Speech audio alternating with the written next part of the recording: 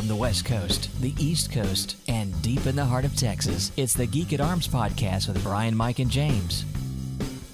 Greetings, everyone, and welcome to the newest episode of Geek at Arms podcast. I'm James, sitting in with you, along with my good friend Bryan, who is, for the first time, sitting in studio with me. Hello, everybody.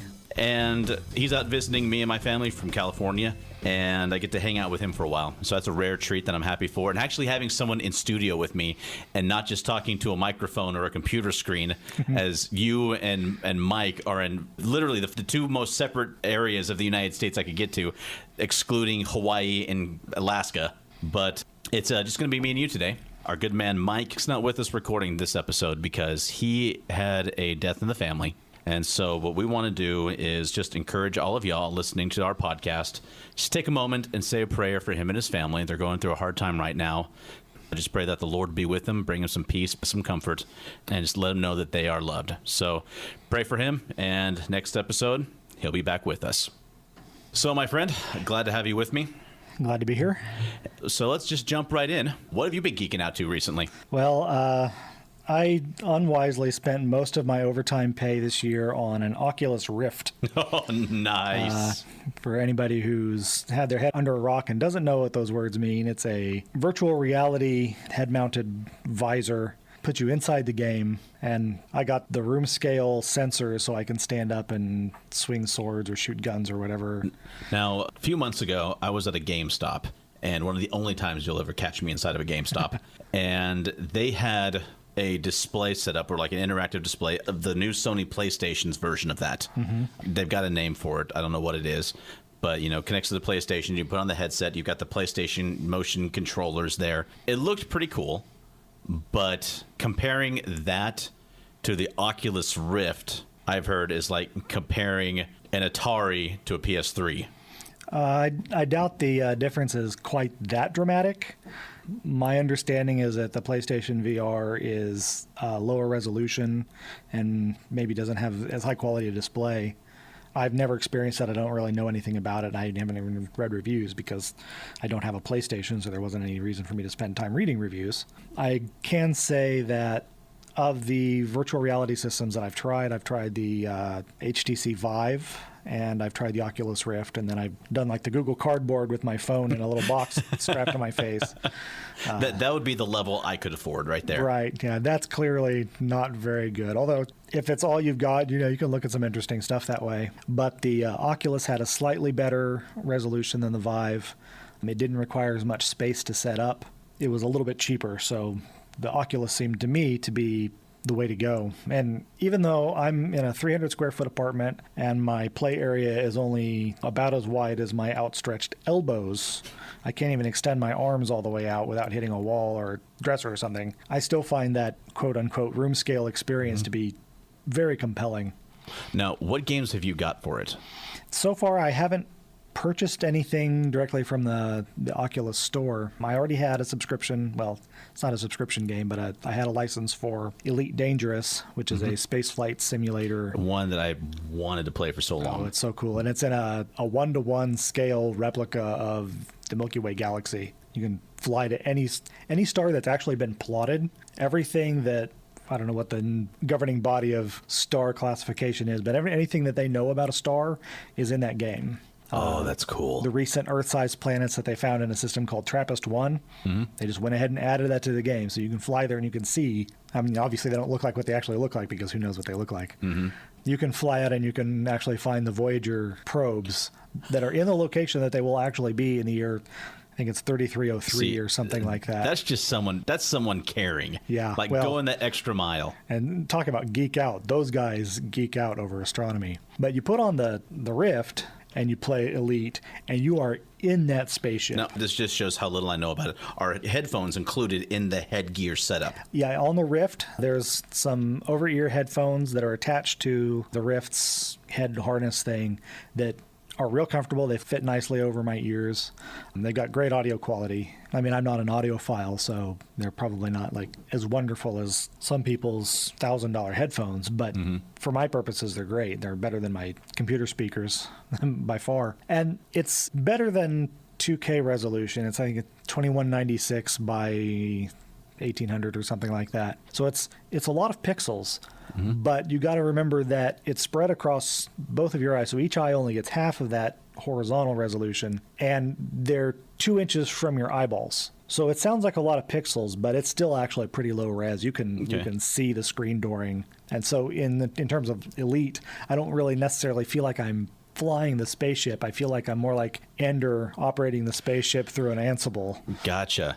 Now, what's the weight like on this thing? It's a little heavy, but the Oculus, as opposed to the Vive, the Oculus has like a counterweight on the back of your head, so it doesn't really wear you out. So it's got a good balance on it. The Vive, when I played with that, a friend of mine runs a VR company developing some commercials, and now he's doing game development. So I went down and I alpha tested one of his games. And after 20 minutes of wearing the Vive, I was really feeling it in my neck muscles because it was just constantly pulling my head forward. The Oculus I can wear for an hour, 2 hours. I don't recommend wearing it for 2 hours. Your eyes start to get really weird after that amount of time. That right there is my worry. I haven't had a lot of experience putting on any type of VR headset. It's like years and years ago, they had at a mall arcade, they had a thing where you put on a big clunky VR headset that was connected to something in really low res.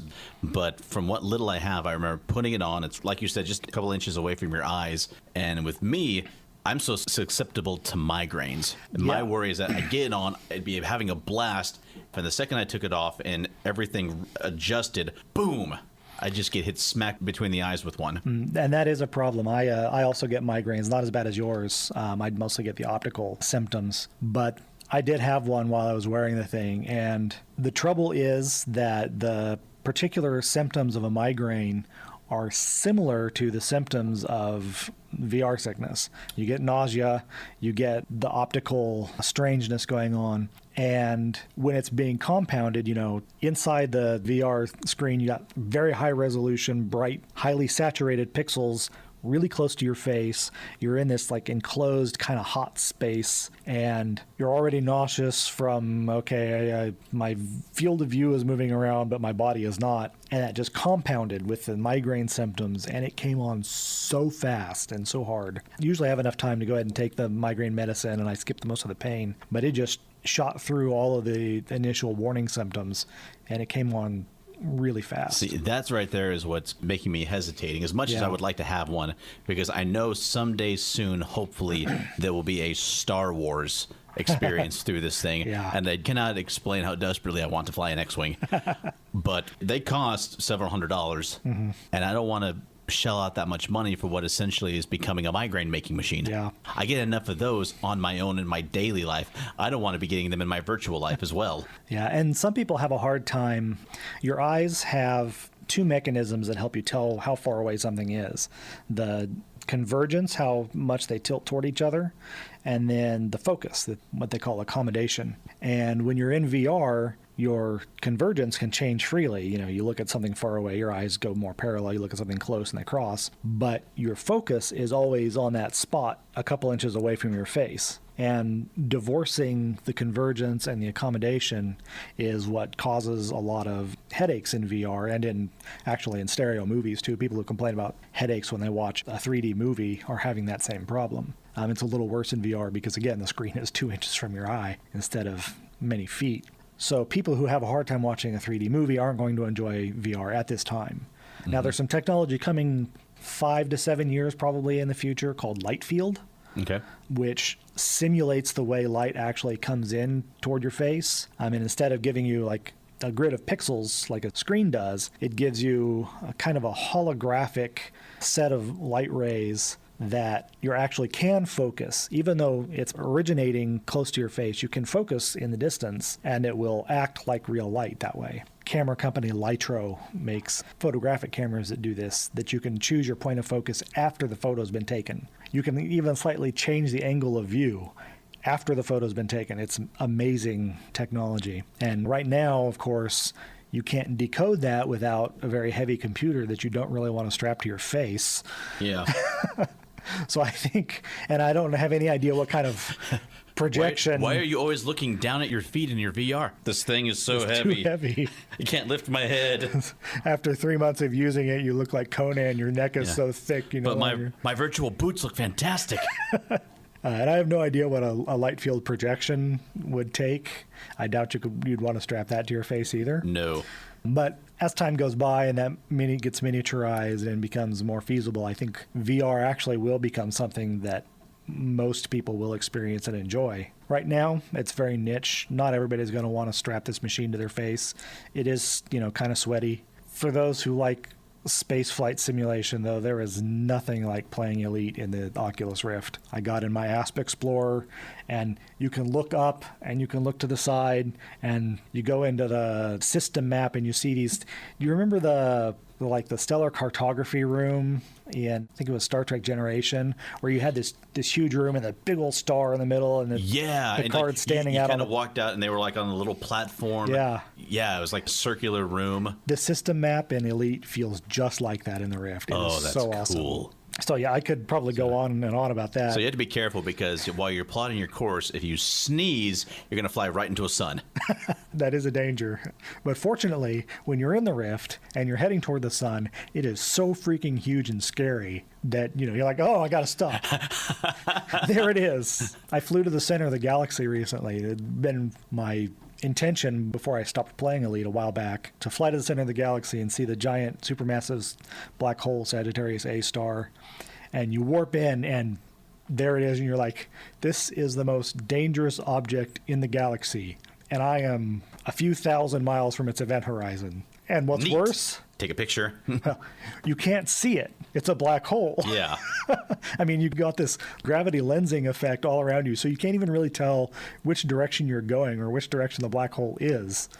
All you know is, okay, I know that the way this game works, I warp in and I'm directly facing the heaviest object in the system. So I know the black hole is right in front of me, but I can't see it, and turning my ship makes everything go weird. And of course, you're doing that in VR, and you're close your eyes.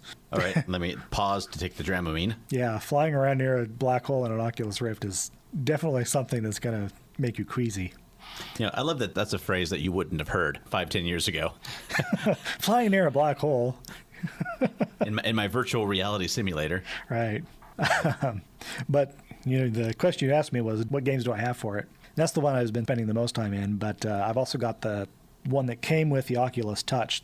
Just to clarify, the Oculus Rift is the head-mounted display and one sensor, and then the Oculus Touch is another $100, and you get these squeezers, little triggers, and a second sensor which can sense the triggers and the headset, so you can stand up and you can hold virtual guns or whatever. Cool. And a game that came with that is called Robo Recall. You're a product recall specialist for a robotics company, and all the robots have gone insane and started attacking their users.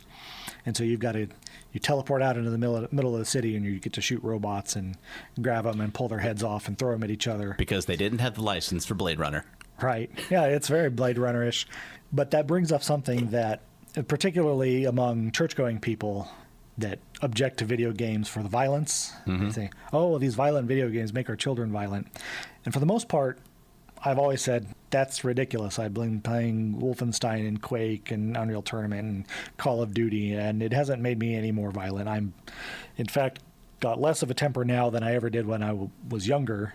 But I will say that playing Robo Recall in the Rift, you feel so present in the environment, and you're shooting these I swear, if I were to encounter a robot on the street, I would have a visceral, violent reaction toward it. And so I'm kind of on the other side of that. I want to say, be careful with the VR games, because the violent ones, I think, actually do change your viewpoint, your outlook, and your inclination. Because it's changed from you're seeing it on a screen and your actions are being put in through a controller by your fingers and thumbs. Mm-hmm. Now you're inserted into the game and your actions are being done by your own hands. Yeah, and you've got that squeezer in your hand, but since you've got the visor on your head, you don't see the squeezer. You see the gun. And you point it at something, and you've got a gun, and you're holding it like a gun, and you pull the trigger, and a robot falls down, and then the robots are shooting at you, and you see bullets coming at you, and you try and dodge, which of course is ridiculous because the game only knows where your head is. It doesn't know where your body is. And so, like, doing the Matrix thing where you're, like, moving out of the way, it's like, oh, well, that's still going to hit me because I didn't move my head. I just moved my body out of the way. So it overrides your sense that this is a game. It overrides that distance that you get from a normal video game experience where you're playing it through a controller, through a keyboard and mouse. And so, yeah, I get to the end of a game of Robo Recall, and I feel like the adrenaline and anger toward these I'm going to go to a car assembly line and just trash every single piece of automation I can find. Right. Let alone it's going to take my job. It's going to shoot me. Yes.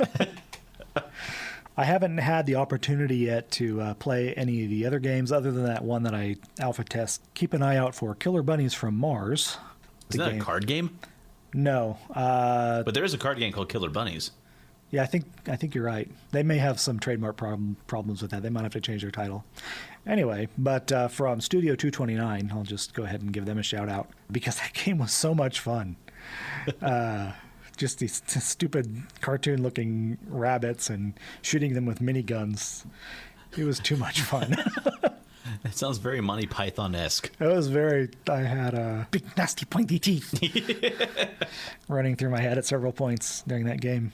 But after having spent $600 buying the Rift and the Touch and thinking to myself, oh, well, now I need to spend another $400 or $500 to upgrade my video card so that I can play the Steam VR stuff.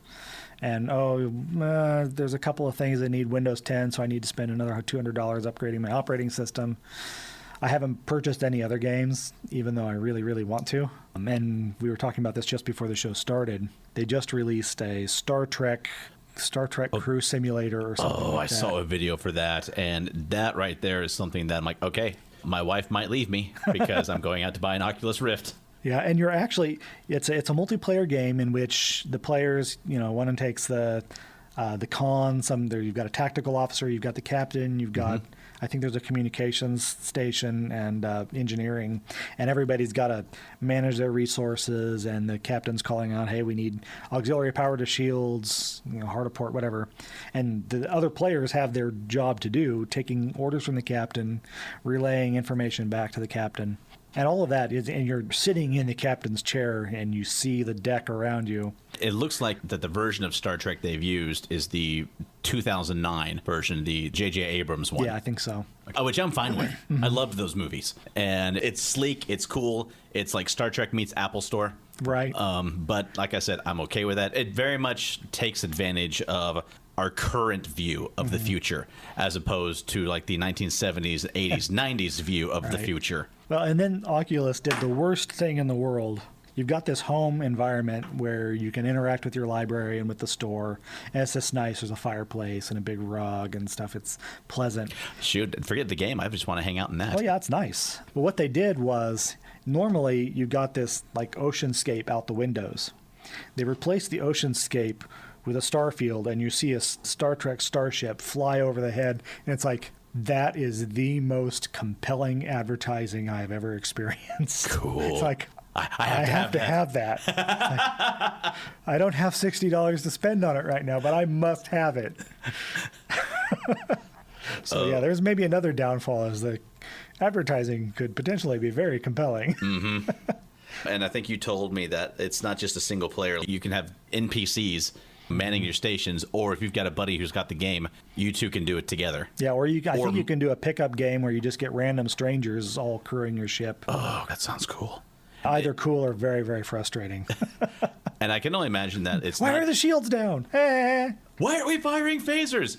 He's in the bathroom. Come on! AFK. Yeah, AFK. I can only imagine that it's not just sitting around a starship managing resources, power distribution, and oxygen consumption, but they have to send you on missions. Oh, I'm sure, yeah. Yeah. That would be kind of the point. You know they've got to send people on the Kobayashi Maru. That would actually be interesting. And I keep wondering, is it possible to pull off the Picard maneuver in the game? It might be, but the person who is having to physically touch the buttons and manage the controls has to be good enough to pull it off. That split-second jump to warp and then coming back out. Mm-hmm. And then your tactical officer has to be good enough to be aiming his phasers in the right direction when you come out so that you use that element of surprise. So, and go. And we've smashed into the ship. What are you shooting that direction for? Exactly. Oh, I don't need an Oculus Rift. I don't need an Oculus Rift. I don't need an Oculus Rift. No, you just need to visit California and you can play with mine. Okay, fair enough. Anything else you've been geeking out to? Or has the Oculus Rift been taking up most of your free time? Yeah, that has. Well, it's taken up more than my free time. I'm supposed to be writing a book, and I haven't written a chapter. I should have written and published another chapter by now, but I've been playing Elite too much, so there hasn't been any writing getting done. Fair enough. For myself, I'm kind of embarrassed to say, but my geeking out has been, I'm kind of like the song Henry VIII. You know, my second verse is same as the first. I've been geeking out to the same things recently because, as I've shared, I've got a 4-year-old, I've got a pair of 10-month-old twins, and so it's taking me a long time to get through my geeky hobbies.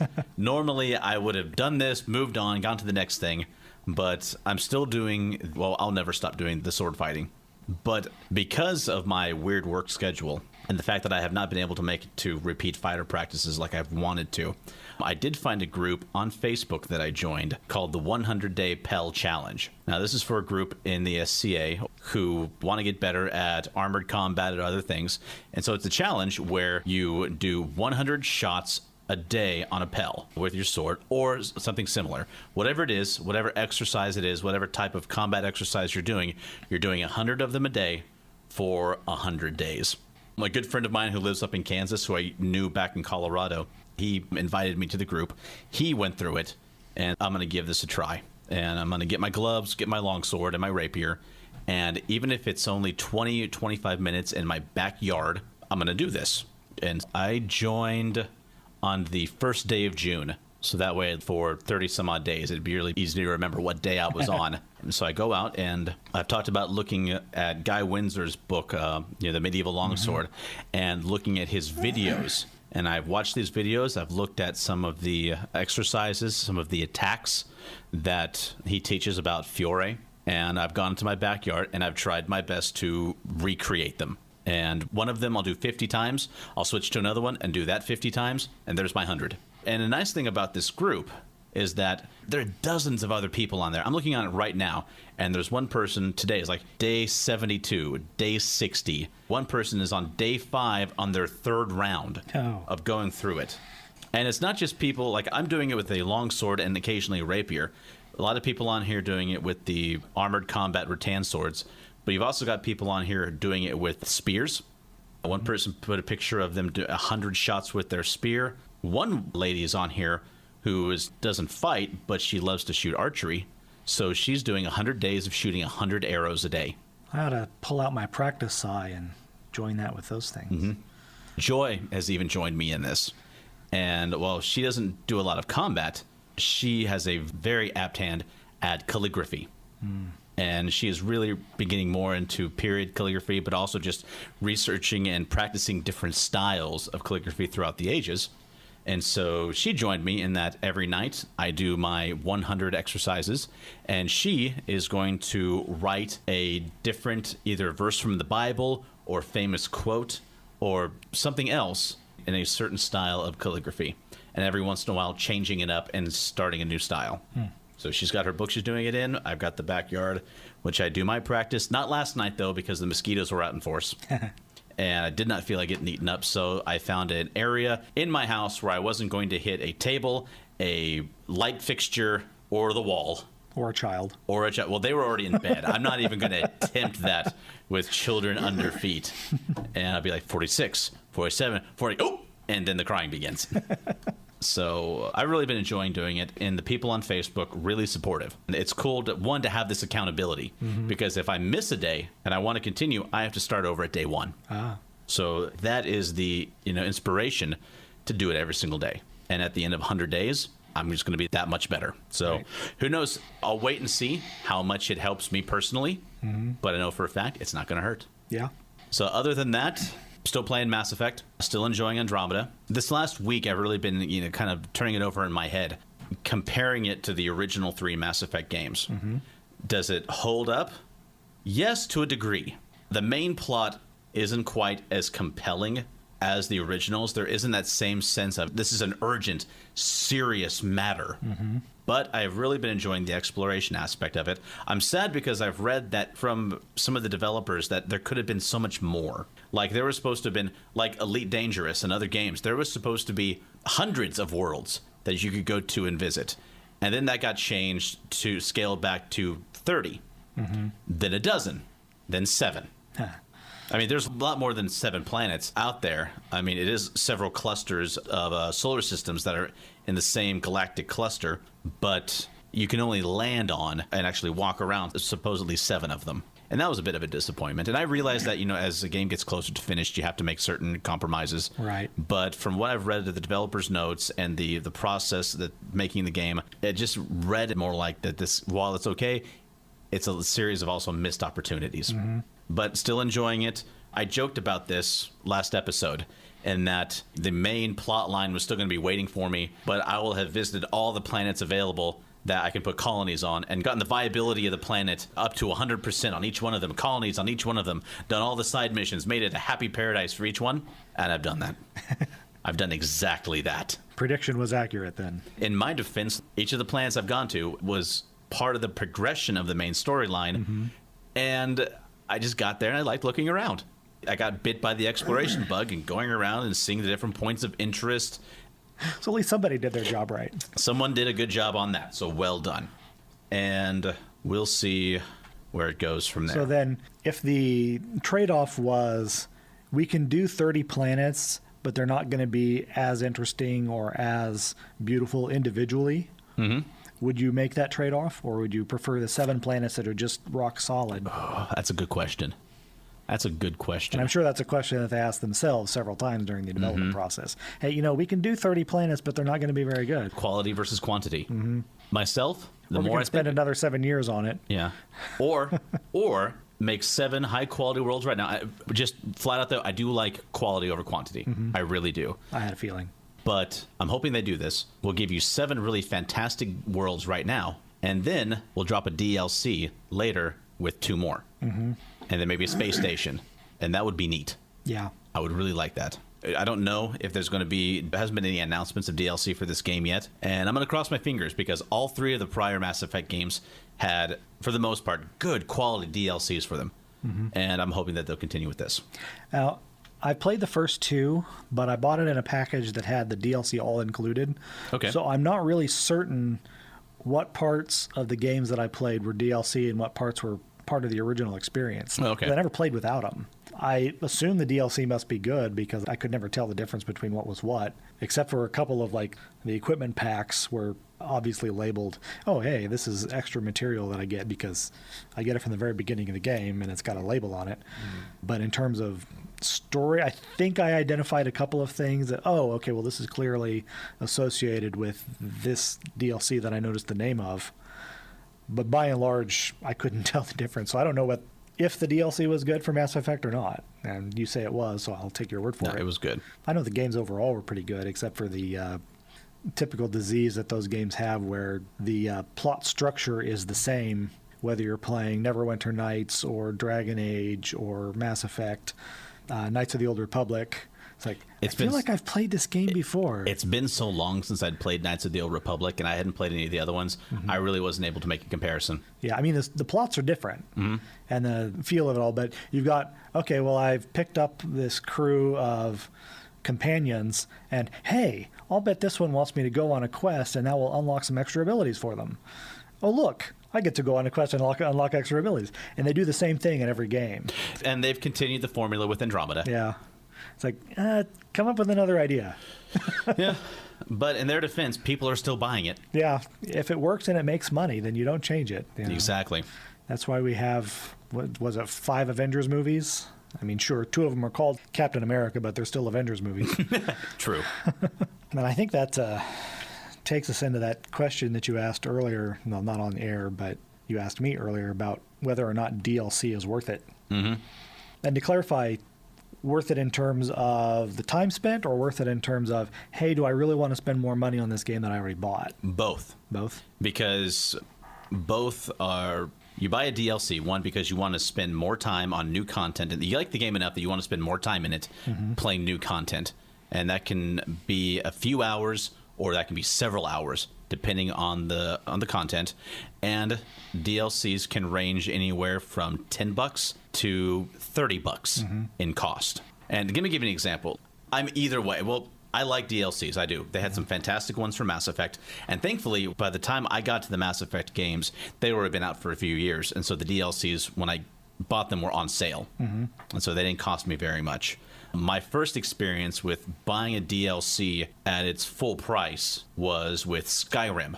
Hearthfire? Hearthfire was one of them. That was fantastic. To make an analogy, Skyrim was like a great, solid cheeseburger. It was good, it was filling, it was tasty. You could have had it by itself and you'd have been happy. And then they had 3 DLCs for it. The first one was one called Dawnguard, which was a whole new storyline which dropped you into the middle of a human versus vampire war. Vampires are trying to kill the sun, and obviously you want to stop that. Right. And it brought on new abilities, armor, all that cool stuff. That was a lot of fun to play. And then after that was Hearthfire. Hearthfire of the 3 was the cheapest. I think it was only a $10 DLC, but you got to build your own homes. And there was more to it. They had a couple of other little things than that, but you got to build your own homes, fill it with your own stuff, build different rooms. And that I kind of likened to, that's like, really good condiments. That's like your ranch, good ketchup, mustard, all that fun stuff. And Dawnguard would have been like a side of fries. And then they had one called Dragonborn, which was like a really nice, good milkshake. Separately, the DLCs were okay on their own. Like the fries are okay on its own, milkshakes on their own. You put it with the cheeseburger and the condiments, boom, you've got yourself a fantastic meal. And Dragonborn was, you're dealing with the very first Dragonborn of all that was ever created. And I actually never finished that one. But you've got a fantastic meal. And they were all good. I almost finished Dragonborn. By that time, I'd been playing Skyrim for a year solid, and I really needed something different. You can only eat that hamburger so long. Eventually, you need a salad. Exactly. Well, that was when I switched to the Mass Effect games, and I was like, let's have a steak. So that's good DLC. Other games have had fantastic DLC as well. Like quite a few of the Call of Duty games had really good DLCs. The Witcher series, that was one that was praised for having quality DLC. But let me see, back in, when did I start playing this game? Back in 2015, when the shooter Destiny came out. I bought it because I had a couple of good friends of mine back in Colorado who were going to get it, and we thought it would be fun for the 3 of us to play together, to form a little group, play together. I'm like, hey, get to connect with these guys again, it'll be fun. And at first it was, but it felt like it was lacking. It felt like that there were things that, there was a main area, which was called the Tower. While you weren't going out on missions and doing things, that's where you hung out. And it had little areas that it looks like there should be something there, but there's not yet. And that became kind of the feeling of the whole game. There feels like there should be something there, but there's not yet. Yeah, the DLC probably shouldn't be visible until it's actually available. Yeah. No, it was there's a hole here. It wasn't 2015. It was 2014 when the game came out. September 2014. They released the first DLC in December. That was The Dark Below. And then they had The House of Wolves, and then The Taken King. And The Taken King, that one dropped exactly 1 year after it came out in September of 2015. When The Taken King came out, and you had the main game and these 3 DLCs, plus a couple of patches that always come through on games these days. 1 year later, I finally feel like I had a completed game. 1 year and an additional $60. Because each one of those DLCs cost 20 more. Yeah. But I had to pay it because I was still enjoying playing with my friends. They get the new DLCs, which have new missions, new storylines, new level cap. And I want to continue to play with them, so I would do it. And it's like the original, to continue with the burger analogy, the original game was the buns. Next DLC, that was the meat. Then the cheese. Then the lettuce tomato. All together, forget there is nothing else. There is no fries. There is no shake. Nothing at all. And I got tired of it. I got tired of playing it. Once again, I've been playing it for a year. And then a couple of months after I played The Taken King with friends, I just, one night, lost all interest. I was just done playing it. And especially when I read that they were going to do one more DLC for it called Rise of Iron. No, I'm done. I've paid for this game twice over. Yeah. And I'm not going to do any more. They've released trailers and gameplay scenes for Destiny 2. And after the taste it left in my mouth after that first one, I don't think I'm going to get it. Yeah, there was a lot of the similar complaints about Elite because when they released out of the Kickstarter, it really wasn't. It was everything that the old Elites, because it was actually a sequel to 3 other games that had been made in the early 90s and 80s. Everything that was in those old games was in the new Elite Dangerous. but that wasn't quite enough for it to feel like a modern game. And over time, they've released more stuff. You can now land on planets. You can have extra crew on your spaceship to man the turrets or whatever. You can launch fighters out of your big ships. All of these things were things you thought, those would be really cool if they had been in the game originally. If that made it the whole game. But they had kind of made a commitment. We really want to launch this game, unlike a certain other Kickstarter sci-fi game that promises the moon and has not yet released several years later. I think that's the most bitter I have heard you sound in a while. I want it to be awesome, and but mostly I want it to be, and it isn't yet. Star Citizen has been and I'm sure every gamer out there who's paid any attention to it at all is thinking the same thing. Just finish the freaking game already. Yeah. At least Elite eventually released, even if it wasn't quite feature complete. At least you got to go to the center of the galaxy. Yeah, and 3 years later, it's turning into quite a good game. They've got galactic spanning powers. You can change the course of the way politics work and everything. But yeah, at release, it really felt like, hey, I paid for part of a game. In their defense, they did say you can buy, I think it's like $40 for a season pass. That makes me mad, the whole season pass thing. It does. Because that says to me, this game will only take you to a point, and we've already got lined up all these extra things that quite a few of them, in my opinion, should have been included in the original game. They were not. And now we're going to charge you $60, $80, $100 just to have an easier access to them when they come out. Yeah. And think about it as if Skyrim DLC, you can buy them separately, but if they said, you know what, you can pay for it up front and you'll get all of the DLC we released this year for the same price, regardless of how much we charge for it piecemeal, it'll be more. But you can say, hey, I'll pay for it up front and I'll get all of them as they come out. That's a little bit the same way a lot of software companies are working now with subscriptions, where instead of buying Adobe Photoshop CS9 or whatever they would be on by now, you say, okay, well, I subscribe to Photoshop for $45 a month, and every time they release an update, I get it. I don't have to say, okay, well, I'm going to upgrade to the latest version of Photoshop. You get the upgrade automatically because you're subscribed to it. And a lot of people say, I hate that. And frankly, I'm one of them. I would like to just buy software and have software. Yes. But I go back and forth. In some cases, I like it. Like, I didn't really mind paying a monthly subscription to EVE Online. I would not have liked paying a monthly subscription to EVE Online after I had already paid $60 to purchase the game, like was done with Elder Scrolls Online. Like, wait a minute, you want me to buy the game and then pay a subscription fee to play it? I think they've eventually walked back that, and they've done a couple of different schemes on that game. I did get into that game, Elder Scrolls Online, because once again, other friends were playing it, invited me to join in. I got it when the subscription service, they got smart finally and did away with that. Yeah. And I picked it up at a used game store for like $15. That's probably a good price to pay for it. Yeah, I jumped in on it, and I went into it expecting Skyrim, except multiplayer.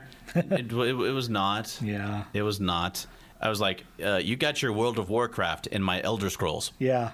And that's why I really never really gave it the time of day, because I read the description. I'm like, that sounds awful. I gave it the good old college try. Yeah. I really did. Played with some friends.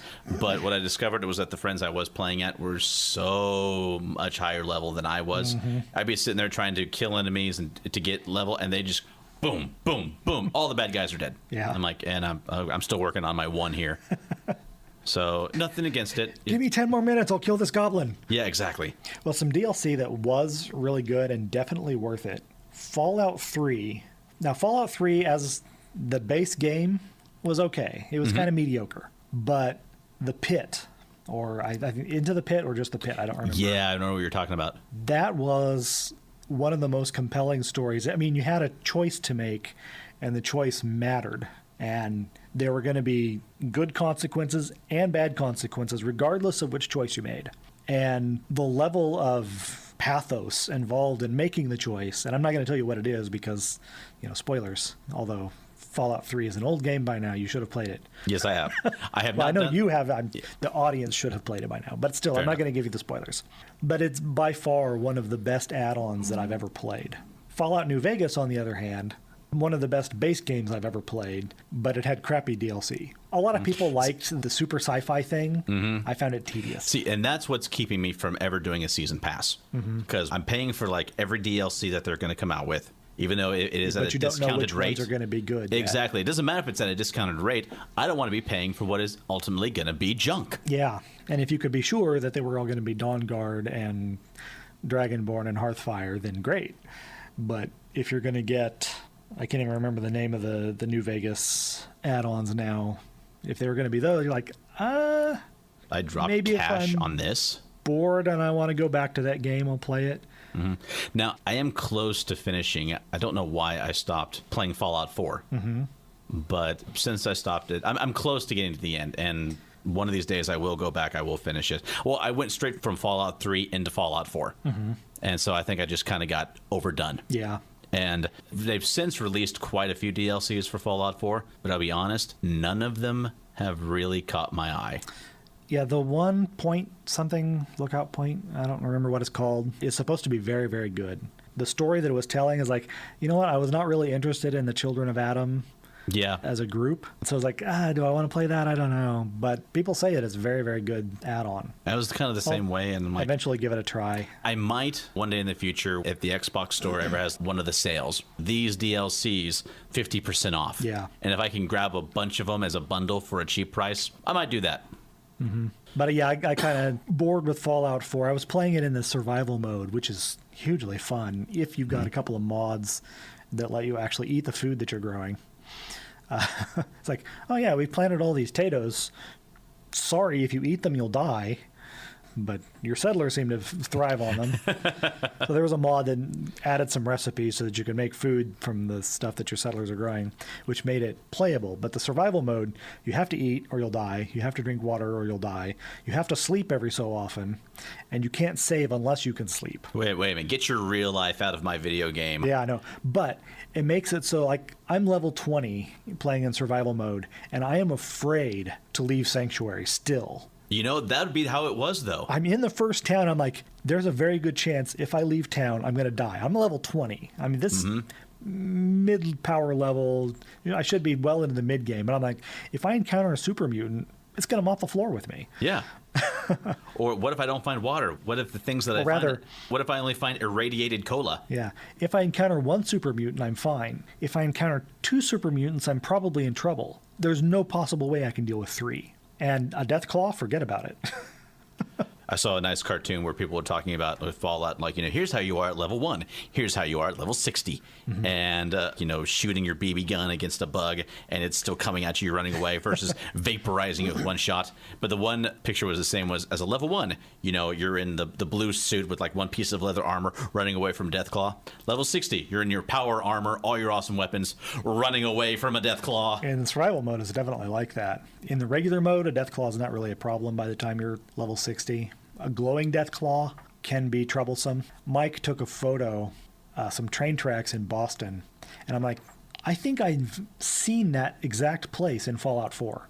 And so I decided to try and find it and take a screenshot to post next to his photograph. I couldn't find that actual spot because they'd moved things around a little bit. But in the place where I thought that photograph had been taken, there was this glowing chameleon Deathclaw. And I'm like, I'm looking for the perfect place to take my screenshot. And then I'm dead. It's like there are pieces of me everywhere. It looks at you and just boom, you explode. Tell Mike, you know, you should stay away from that intersection. There's a chameleon Deathclaw there. It will take you apart. So, and ultimately, I think my answer to the question of DLCs is that you got to treat it on a case-by-case matter. And read the reviews, same as you do for the base game. Exactly. And take the base game into account. Yeah. Is this a game that you feel like was good enough on its own? Or because if it's a game that needs the DLCs to really carry it forward, is that something you really want to invest in? Yeah. Or should you just cut your loss, move on to something else? I'll have to wait and answer that question for Andromeda at a later date. Right. We'll see. I mean, the game has only... When did this game come out? It wasn't that long ago. Now, was Portal a DLC for Half-Life 2? I know it came with the orange box. Yeah, there was 3 games in there. There was Half-Life 2 and a couple of other Half-Life things. There was Team Fortress 2 and the first Portal. Yeah, but I don't remember if you had Half-Life 2 by itself. Was Portal an add-on that you could purchase? I know eventually they released it as a separate game, and that's how I got it. But I couldn't remember if it was DLC for Half-Life 2 or if it was only available from the Orange Box. That I do not know. I picked up the Orange Box game from a used game store a long time ago. I found it in my Steam library randomly. I have no idea who gave it to me. I was like, oh, you have a gift that you haven't opened yet. I'm like, really? Oh, look, the Half-Life Orange Box. Yeah. So Mass Effect Andromeda was released on March 21st this year. Mm-hmm. We're coming up on 3 months ago. Right. I'm hoping that we're going to hear something about a DLC soon. Maybe by that time I'll have almost finished the main quest. We'll have almost started the main quest. No, I've started it. I've just been kind of letting it simmer for a while. But something that we started discussing earlier was you were telling me about an upcoming RPG session that you were going to be taking part of, and I got really jealous. Yeah, for actually the guy that runs Studio 229, good friend of mine, he participated in the Kickstarter for Tales from the Loop. Yeah. Which I'm sure most people haven't heard about, although you may have seen some art from it. No, I saw it on the internet. I read some articles about it. It's like, take those 80s movies where the kids in small town USA discover, hey, there's some weird lights over in Old Man Johnson's field. Mm-hmm. And then you have the montage scene of them gearing up and they're going to go explore it. And then they find that it's an alien government conspiracy that's been built underneath their town their entire time. Right. It's got, shades of Stranger Things and E.T., The Goonies, The Explorers. Did you ever see The Explorers? I loved The Explorers. Are you kidding me? That was fantastic. And some people are listening going, what? I've never heard of that movie. Go to IMDb and YouTube and just check it out. I have a feeling that's one that if I watched it again now, I would say, this is terrible. Let's just remember it in the rose-colored glasses of memory. I remember it being awesome, and so that's where it's going to stay. I'm never going to watch it. Okay, here's a dated experience. I can remember my parents going to Blockbuster Video, them getting a movie for themselves and saying, you can get one for you, and several times over like a 2-year period, me getting The Explorers. Yeah, I have pretty much that same memory. Yeah, so all of the PCs are children or teenagers that are living with something strange in their environment. The art is just fantastic. The writer is a professional concept artist, and there's this perfect juxtaposition between small town, semi-rural environments and weird alien machinery off in the distance. Look that up. Just do a Google image search for Tales from the Loop. Well, I'm on their website, actually. It's Modifius Entertainment. It's Modipius, but there's like an umlaut above one of the letters. Yeah. And does it say what the author's name is? Actually, yes, it did. Hold on. Sci-fi artist Simon Stalenhag. That sounds right. Yeah, he's fantastic. Yeah, he's Swedish. So if I butchered it, I'm okay with that. We're very sorry. Yes. I'm sure Simon is listening to us and cursing us out for mispronouncing his name. I'm not even going to try it. Yeah. But looking at the artwork on it, there's an example of a map. It's beautiful. Right. So I am super stoked. I'm so excited about playing that game. For one thing, because I never get to actually play. I'm forced to be the game master most of the time just because I'm usually the most experienced role player in my group, and I've done it before. And as someone who has been in your games, brave enough, you are pretty good at it. Well, thank you. You're welcome. But I really do enjoy the chance to play occasionally, and so I'm really excited that Joel is going to let me be an adventurer for a change. And the fact that the character archetypes are not the typical, I'm not going to be a fighter with massive thews or, a machine gunner or whatever. I'm going to have to be a kid with no particular skills probably. Besides being able to beat Super Mario Brothers in one night. Right. And I really enjoy games that are a little bit more offbeat like that are not quite the typical, we're going to kill monsters and take their stuff, which I enjoy killing monsters and taking their stuff. Don't get me wrong. I like that. But the games that I really want to play, the ones that I look forward to, and I can never really persuade anybody else to play with me, are not quite in that same vein. On my shelf, I've got Primetime Adventures, which I actually did get to play recently. I've not heard of that one. Primetime Adventures is... The premise is you, the players, and the game master is called the producer, are making a television show. And so it's kind of like a game within a game kind of thing. Mm-hmm. The format of the game is we're making a TV show. And the first session, you're hashing out what is this TV show going to be about. You don't come to the table like, oh, we're going to play a cyberpunk game, and these are the elements, and roll up your characters. You're like, okay, what kind of game would you like to play? And everybody throws out some ideas, or if nobody has any ideas, you draw some cards, and you look at a little chart to say, okay, well, we drew the suburbs and FBI and aliens. So we're going to be FBI agents fighting aliens in the suburbs or something like that. And then once you've got your idea, you talk it out, and you figure out what the game is going to be about, or what the show is going to be about in your game. And then everybody makes their character, and each character has particular, like a hang-up of some kind. Like, oh, hey, I lost my wife, and so as a result, I've got a death wish. And whenever something reminds me of my wife, or I encounter a situation that is similar to what took her from me, I'm going to, be taking stupid risks. And then over the course of the season, the campaign, you're trying to work through that issue. And, whenever it comes up, you've got an opportunity. Hey, do I resist my impulse to throw myself in front of the gunfire, or, do I give into it and do something foolish and try to get myself killed again? And then this all culminates, and each character has a particular session, an episode, where they're the spotlight. The episode is about them. You see this in television shows, like the episode in Buffy the Vampire Slayer where Xander is running around with the zombie guys. Everybody else is off fighting some horrible eldritch demon in the library. Yes, I remember this that episode is about Xander. Everything that happens supports his feelings of inadequacy within the group. He buys this fancy car, and he thinks, hey, I'm the car guy. And every time he encounters one of the other characters, they're emphasizing, hey, you need to stay out of this fight. You don't have any magic powers. You're weak. We need to protect Xander. So the episode is about Xander and his feelings of inadequacy. You have the same thing in Primetime Adventures, where the episode is about this guy, and we've got to work through his issue. And maybe he overcomes it, maybe he doesn't. It's up to the player whether or not they feel like, hey, you know what? I think that I've come to terms with the death of my wife, and that's not going to be a problem for me anymore. Instead, we're going to have to deal with my alcoholism.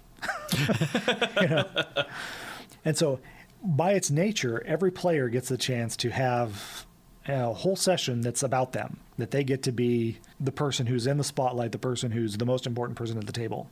And another mechanism is, as you go through an episode, you go around the table in order, and everybody calls for a scene. I think this scene should be about John and Kathy and their relationship, or, hey, this scene is about Bobby sneaking into the robotics lab to steal something.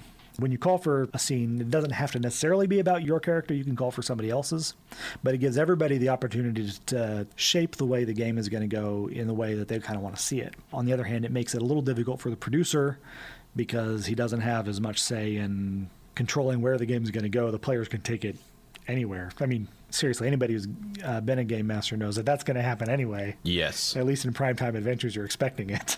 But I've only had the opportunity to play one season, and we played a cyberpunk game called Circuit Breakers. You can search for that on Obsidian Portal. I documented the whole thing. And it was so interesting, and I would love to play it again, but it's one of those things, am I ever going to get the opportunity? I was trying to talk my group, hey, can somebody else take the producer and do season 2 of Circuit Breakers? I would love to play in this game. I don't know if it's ever going to happen, but that's a bummer. It's one that I was like, that is what I want to do. I've been trying to come up with all of the different games that are out there, and this list just grows exponentially every single year of all these RPGs that I've seen that either I have, like you with this game, you've done one season of it and you really want more, and I've dipped my toe in some, but I've never got to do more. And some of them I've seen either on the shelf or in a review, or I've heard from other friends, and I really want to try this game, but I just have not been able to because I don't have time yet. Yeah. Or I don't have people to play with. So, like, what others are there? I know you've got to have more. There was a terrific troop-style game called Legends of Illyria, which I've had on my shelf for a decade, maybe longer. It was written by the fellow who at one time served as the vice president of the Christian Gamers Guild, Seth, and his last name is escaping me at the moment. But it's a fascinating environment. I don't really know. I haven't actually read through the whole thing, but what I have read is very moody and dark, and I would really like to play it. I've got Alternity on my shelf. I've got Babylon 5. There's another one written by I'd play a Babylon 5 RPG in a heartbeat. But as much as you and I went through all the episodes together back in the day and discussed them, I mean, yeah. But the trouble is, you need more than one person to be interested in it. Yeah, that's the problem. Playing a Babylon 5 game with one guy, you can do that with some games. B5, not really. Too much diplomacy.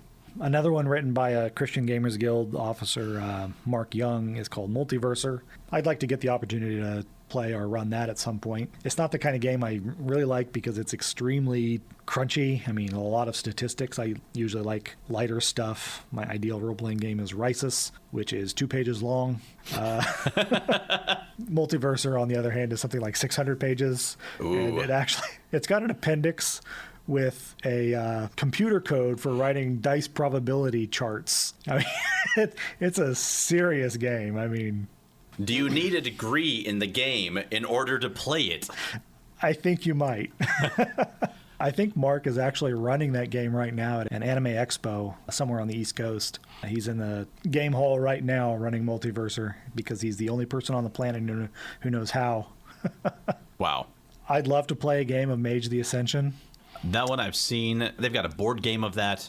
My experience with that was way back in like 2003. Some of the guys I went to church with bought some of the company Hero Clix, who do all of like the DC and Marvel little figurines with the clickers at the bottom, which show their like strength, power, health. Before they started the DC and Marvel ones, they had a Mage the Ascension set. And right after that, they came out with a BattleTech version of that. And when I saw that there was a BattleTech version, I jumped headfirst into those. BattleTech makes sense. Mage, I'm not sure does, because it's a White Wolf game, similar to Vampire the Masquerade or Werewolf the Apocalypse. I don't know why they put a colon in all of their titles. I don't know either. Right before I moved away from Colorado, I kind of jumped back into the HeroClix thing because the company made a deal with Paramount and made Star Trek ones. Yeah, my brother has a set of that. I've got a case, kind of like a jewelry case, but little compartments in it, and with about a dozen of the little starships in there. I've only had a chance to play 2 times, but I've got them. I would love to play a Mage campaign. I've read through the book a couple of times thinking, this is really cool. That's another one that a common objection to role-playing games is, oh, well, magic is going to lead people into the occult. For the most part, it's like, okay, yeah, have you read the D&D book? There's no actual occult information in there. Mage kind of steps up to that line where you're like, okay, well, this is talking about the Hermetic tradition, which is a real thing. Actual occult magic and stuff's like, now that's a little questionable. It's like we're crossing a little bit of a line here, maybe. Yeah, like I don't personally think that it would be a problem for me, but I can see how it might be. So that would be one to be careful with. I still want to play it though. Fair enough. I've got Beyond the Supernatural on my shelf, which is kind of like Ghostbusters. Oh yeah.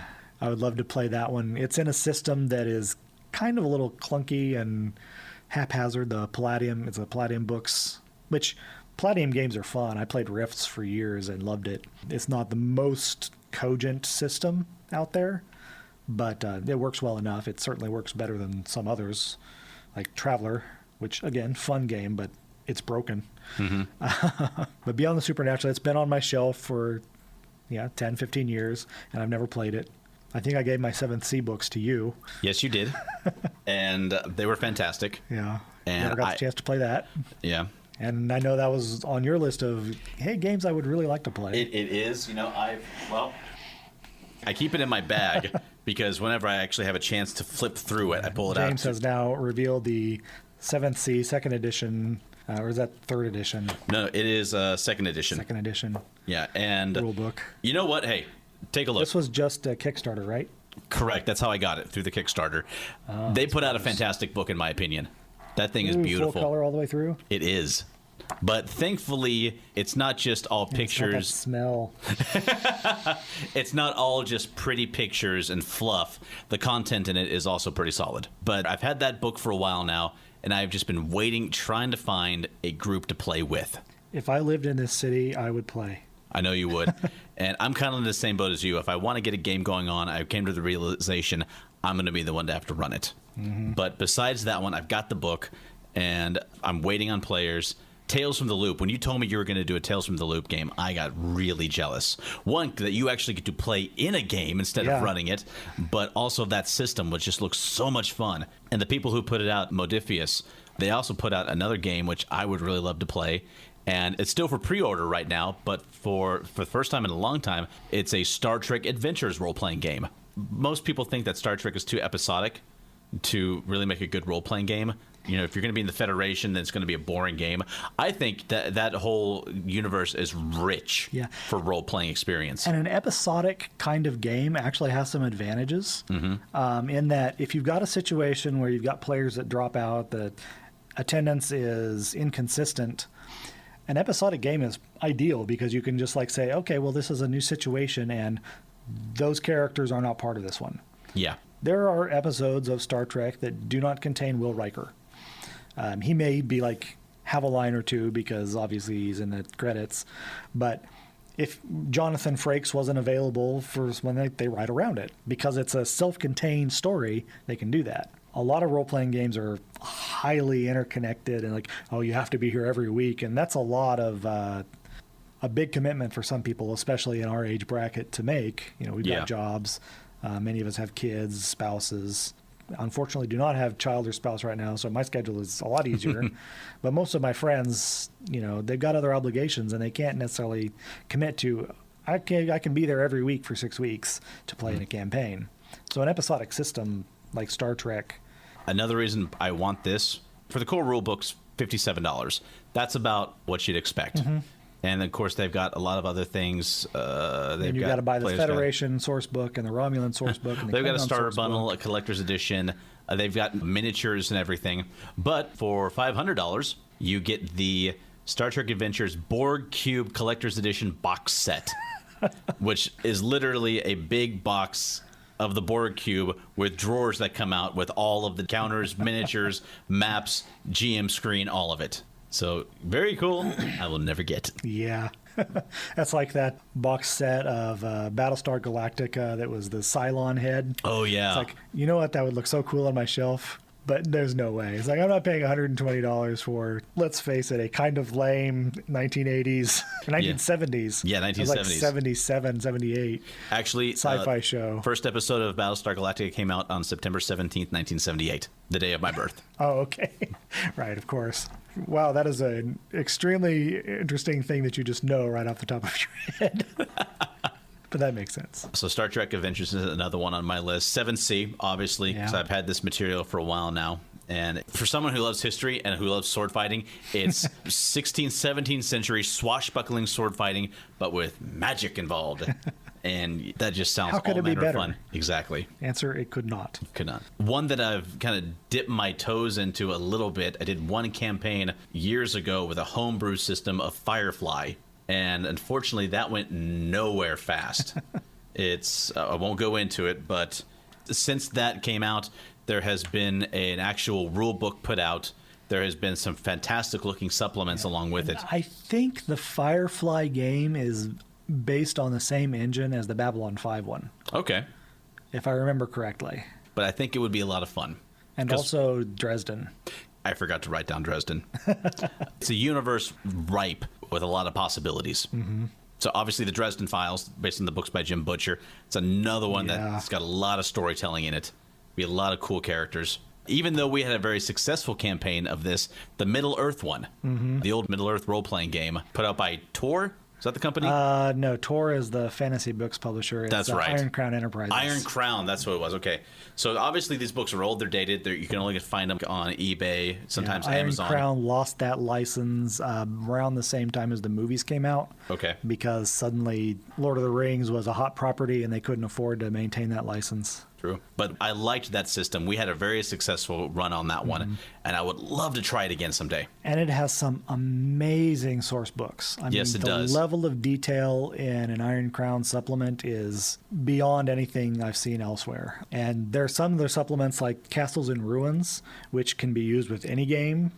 And if you want to know how much it's going to cost you to build a castle with and without dwarven stonecutters and a wizard's tower, and how much am I going to have to pay the blacksmiths, and if your player comes and says, I want to build a keep, I need a fief, it's like, break out castles and ruins, and it'll give you everything that you need.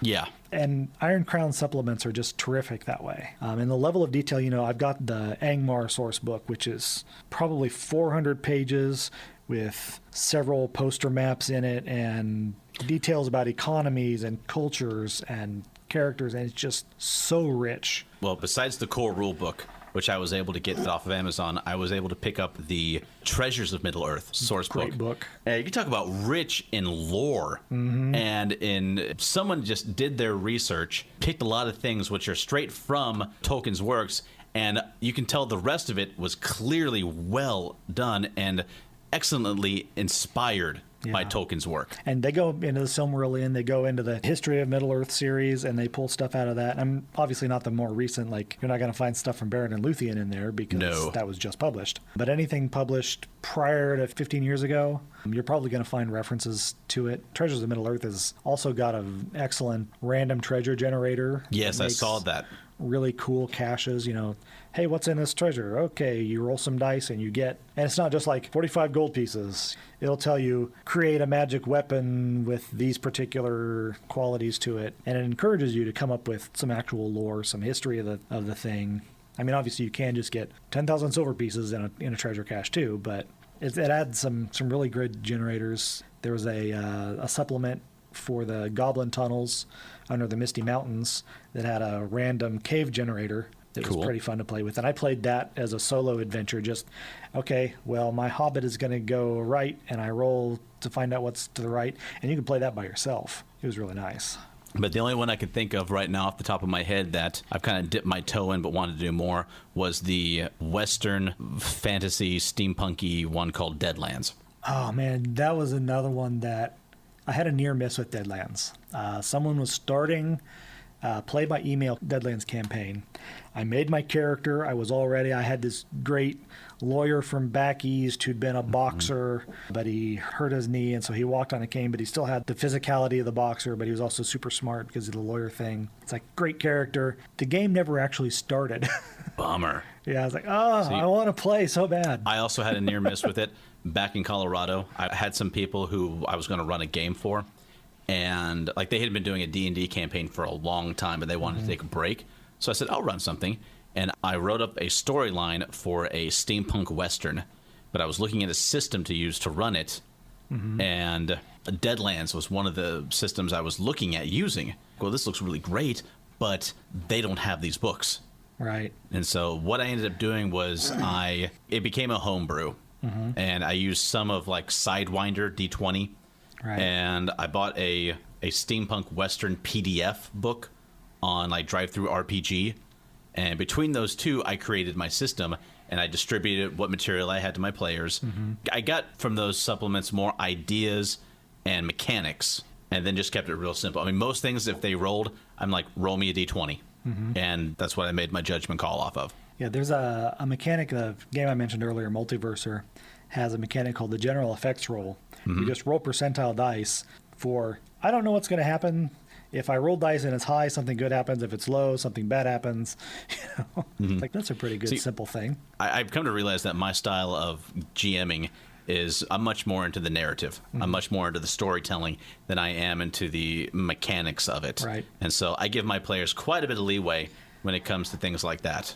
I remember you emailed me for some input on that game, and it sounded really interesting, and I was kind of disappointed that it didn't go forward. Well, one of the concepts I had, and I was especially proud of this creation, was like in a lot of fantasy games, you'll have, well, in Lord of the Rings, there was the sword Narsil, and named swords Orcrist of and strength, Glamdring and Orcrist, swords of power, and that have their own names and history. Well, what about this Western game where guns had the same thing? And I created this list of guns and these names using Old West terminology and euphemisms, slang, and kind of created little storylines around each one of these guns. And I had this idea about one called Rabbit, which is a very simple-looking rifle, but if you took it hunting for small game, you would catch game every single time. You know, a Derringer called Silver Spoon, that while it's a small Derringer, it hits like a cannonball. And they just kept on rolling. And see, we ran that campaign back in Colorado for about 2 or 3 months. I didn't realize you'd actually start playing it. Did. We got to a point where the players were kind of getting towards the end of what I had thought of in my head as Act 1. Uh-huh. And then between conflicting schedules and some other factors as well, and ultimately us moving away, I never got to finish it. It bummed me out so incredibly much because I had written this really cool reveal and this twist and an ending to it, and I want to go back to that. I really, whether it's with Deadlands or this homebrew Western steampunk adventure, I want to revisit that. For not so much to see what happens with the players, I just want this sense of closure. Yeah. Oh, I hear you there. The number of games, like that Unknown Armies game that I ran for you and several others years ago, I still have the packet that contains all of the research I did on Point Pleasant, West Virginia, because I really wanted to run something about the Mothman. I have a similar folder filled with research about a town in Colorado that was the basis for where this adventure was. And I finally actually did get to use all that stuff because I played out that Mothman scenario with my current group. It unfortunately didn't really go as far as I wanted it to. Mostly it's my fault because I was not enthusiastic about the schedule or the location, and my creativity was waning. But I finally did get my Mothman scenario, and I used the information in that packet. But I had like maps, and I had all of the story of the Mothman. I'd watched the Mothman prophecies, and I'd read parts of the book.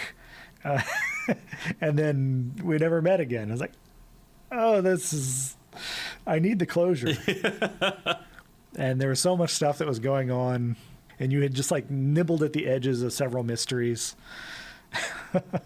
Yeah, I wished we hadn't finished that one. But once again, schedules, moving away, just life. I hate it when life happens exactly and life why kills we a game. Playing. I don't either. But then again, that was a long time ago. Yeah. The Star Wars campaign, that was actually one of my most successful. That one, I remember I went back to college after I had done quite a bit of that one.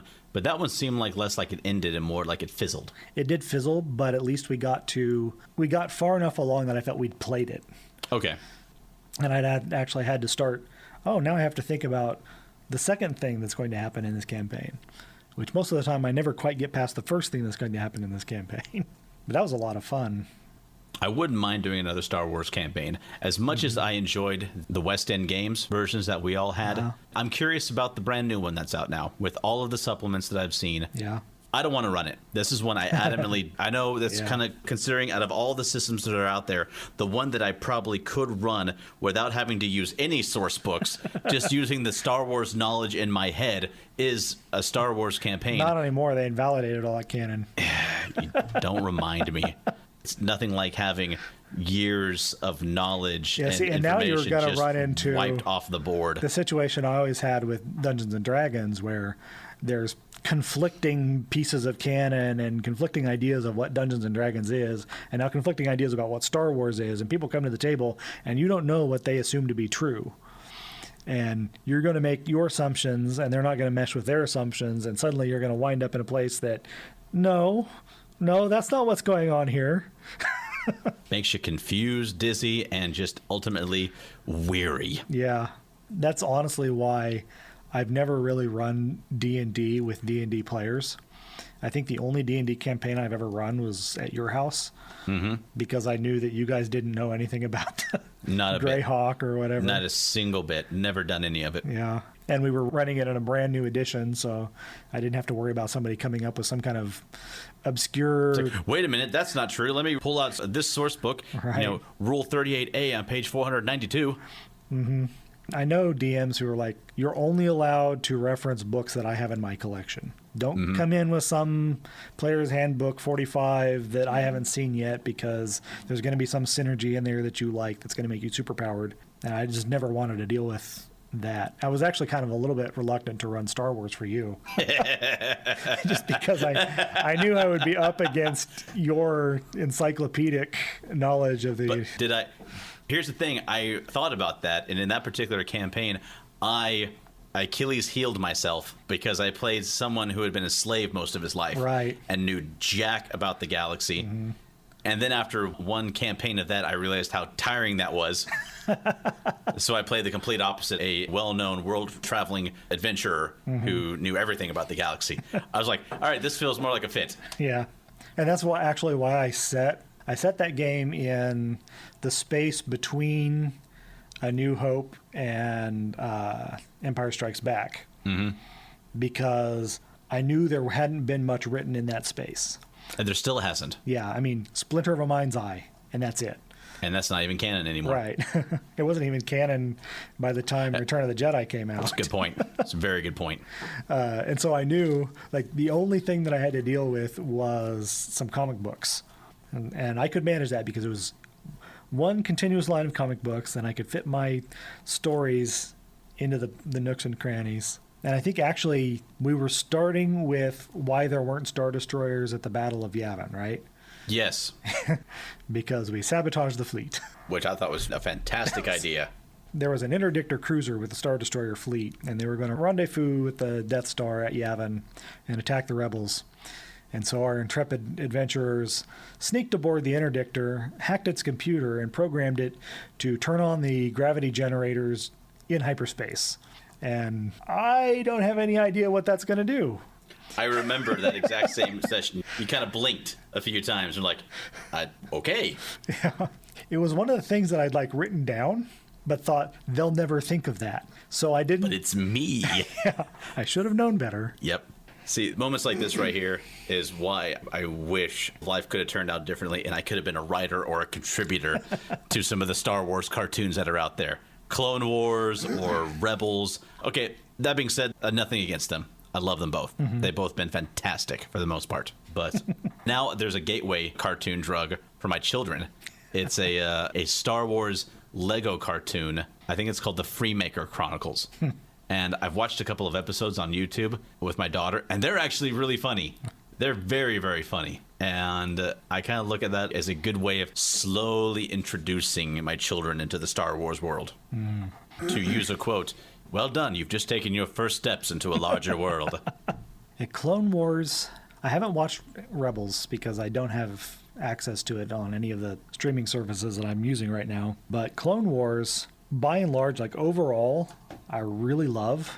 But it's got this weird cycle where every fourth episode is fantastic.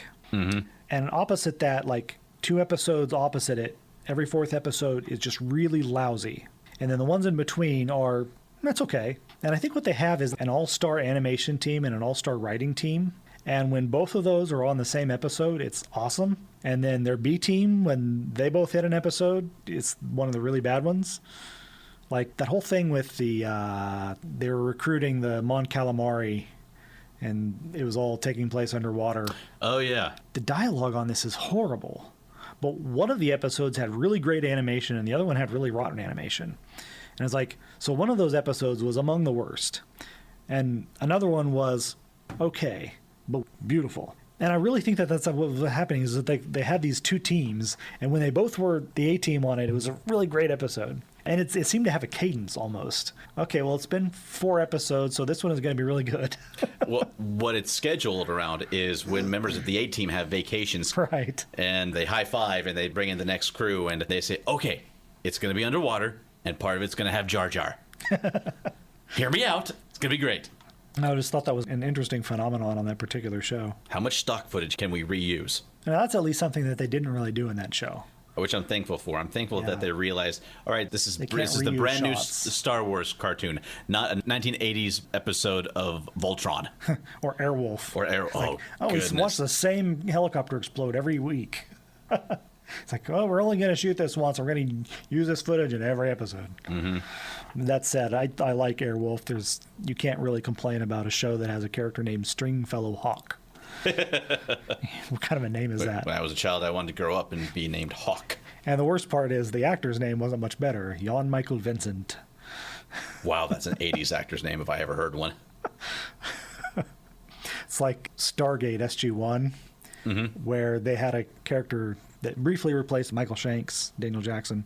I about got those names crossed and called him Michael Jackson. But The character is that he's from another planet, but his character's Jonas Quinn. It's like, that's kind of an ordinary sounding name for an alien. Yeah. Well, the actor's name is Corin Nemec. What? Yeah, I know. I was like, wait a minute. Something got switched. Right. Are you sure that's the actor's name? Did they get the credit swapped? Then no one had the heart to go back and fix it?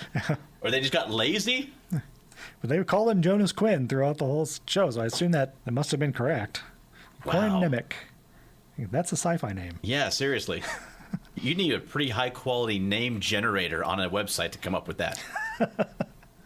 So I think that about wraps it up this time. Did you have any last final words? Nope. I don't have a zombie plan of the week to fill in for Mike. Give me 2 seconds and I will. I mean, other than planting some sunflowers. Here is one question, just to prime the pumps for next time maybe. Why is it that when you watch a post-apocalyptic show or read a book, nobody ever gives any thought to sanitation? Where do they poop? You ever seen the movie Zombieland? No, I haven't. With Woody Harrelson? Okay. The character in that show, he has rules for zombie survival. One of them is calisthenics. Always stay in shape. Because you don't need to outrun the zombies most of the time. You just need to outrun the your other friends. guy. Exactly. And always check doors. Never use public bathrooms. And double tap is another one. Well, long story short, they meet Bill Murray.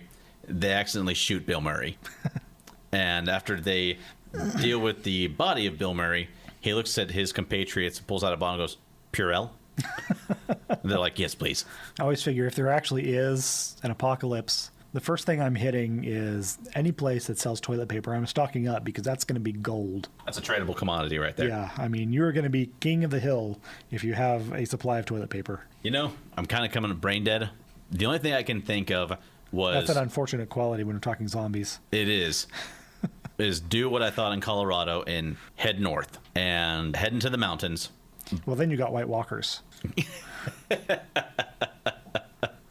But get into high places, get into cold places, and then just wait for the freeze to come on, and then go around, find the frozen zombies, And hit them with a hammer. and hit them with a hammer. And zombie sickles everywhere. Anywhere northwest, north, and northeast of Kansas ought to be just fine. So basically, I'm saying when the zombie apocalypse happens, head to Canada. Interesting. That's about all I got. Okay, well. Well, that will wrap it up, I think, for this episode of Geek at Arms. Bryan, it's been fantastic having you in studio with me, my friend. I cannot express how much I wish this could happen more often. Me too. I'm Mike? not going to fly out here every month. Yes, you need to. You need to fly out here every month, but I'm not going to subsidize that. Mike, we love you, brother. We're praying for you, and see you back here next time. So from all of us here at Geek at Arms, be safe, be blessed, be geeky. Thanks for listening to Geek at Arms. Music for this podcast was provided by Incompetech.com. For more, check us out at Facebook.com/Geek at Arms. Give us a like and maybe even subscribe to us on iTunes. That would be awesome.